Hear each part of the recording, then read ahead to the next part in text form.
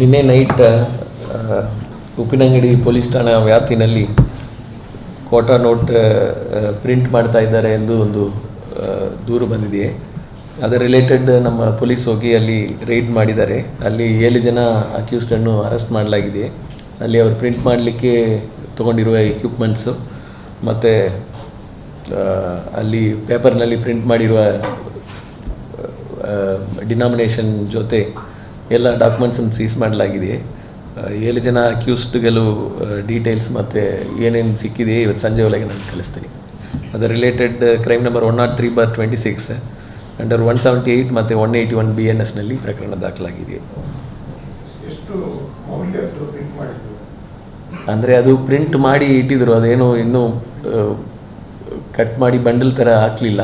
So ನಾವು ಅದು ಮೌಲ್ಯ ಎಷ್ಟೆಂದು ಹೆಂಗೆ ಹೇಳೋದು ಈಗ.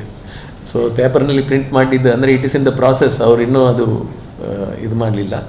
ಎಷ್ಟು ದಿವಸವಾಗಿ ಈಗ ರೀಸೆಂಟಾಗಿ ಬಂದಿದ್ದಾರೆ ಅಲ್ಲಿ ಎಂದು ಮಾಹಿತಿ ಇದೆಯೇ, ಎಷ್ಟು ದಿವಸವಾಗಿ ಇದ್ದಾರೆ ಅದನ್ನು ಡೀಟೇಲಾಗಿ ನಾನು ವೆರಿಫೈ ಮಾಡಿ ಸಂಜೆ ಒಳಗೆ ಪ್ರೆಸ್ ನೋಟ್ ಕಳಿಸ್ತೀನಿ.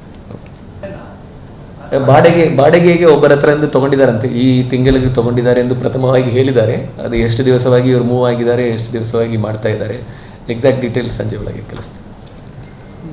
ಒಂದು 500 ರೂಪಾಯಿ ನೋಟದು ಬಂಡಲು A4 ಶೀಟ್ನಲ್ಲಿ ಪ್ರಿಂಟ್ ಮಾಡಿರುವ ಶೀಟ್ಸು ಒಂದು 21 ಶೀಟ್ಸ್ನಲ್ಲಿ ಪ್ರಿಂಟ್ ಮಾಡಿದ್ದಾರೆ.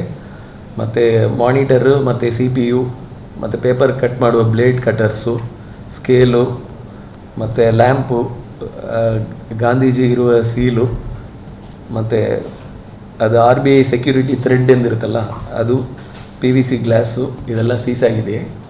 ಡೀಟೇಲ್ ಲಿಸ್ಟ್ ಕಳಿಸ್ತೀನಿ ಪ್ರೆಸ್.